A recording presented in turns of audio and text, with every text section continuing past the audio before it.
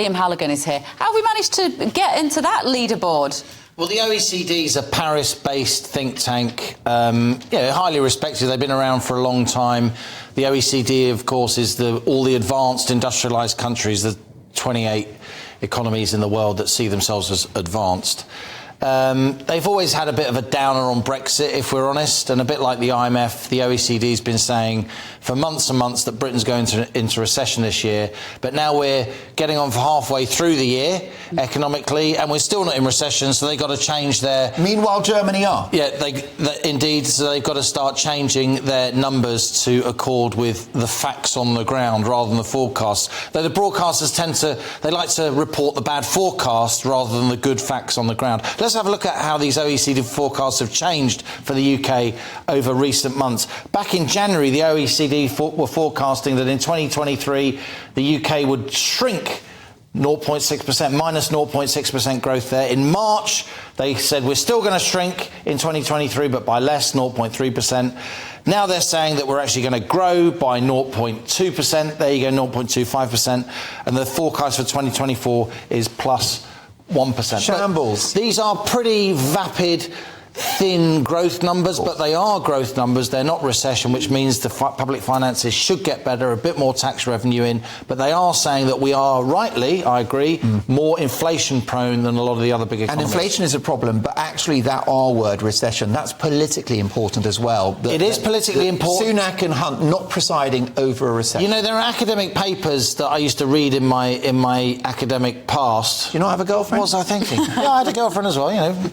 You juggled? Yeah, multitask.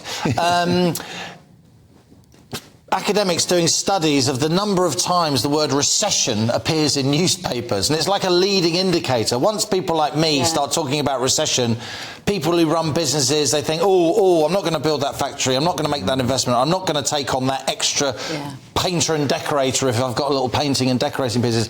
We kind of talk ourselves into these things, and the fact that the likes of the IMF, the likes of the OECD are saying, actually the UK, you're all right lads, you're not going to go into recession. It does make a difference. Economy is psychology, and of course economics feeds into politics. You're exactly right. If we're not talking about recession, it means that we're more likely to avoid recession. Now, we've been talking about house prices regularly.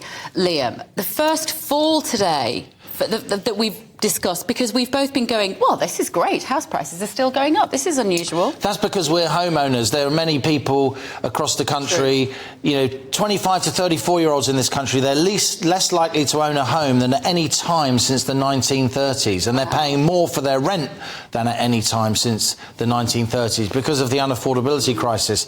So yes, it's interesting, the Nationwide, so there are two surveys that have come out in the last week. The first one is from the Halifax and the second one is from the Nationwide. The Halifax one is today.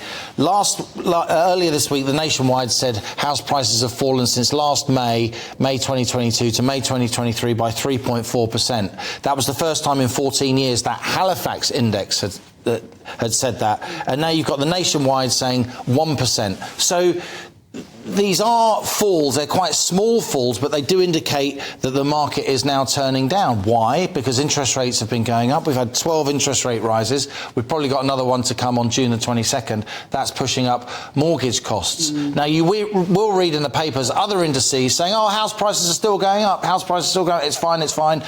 But they tend to be indices that are compiled by estate agents, and they tend to be indices of asking prices. Halifax and Nationwide, because they're massive mortgage lenders, they use mortgages actually offered once deals have been done. So these guys tend to be a better indicator of what's actually happening. So to be clear, this new Halifax index today, down 1% since May. The Nationwide index last week, down 3.4% since May.